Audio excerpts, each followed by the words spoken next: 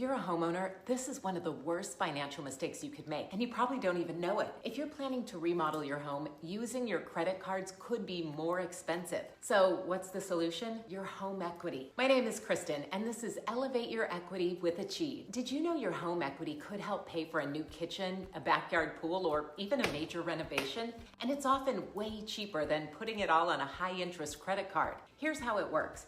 A home equity loan, or a Heloc, which stands for Home Equity Line of Credit, lets you borrow money based on your home equity. A home equity loan gives you a lump sum with fixed monthly payments, which is great for big projects that need upfront cash. A Heloc for home improvement works more like a credit card.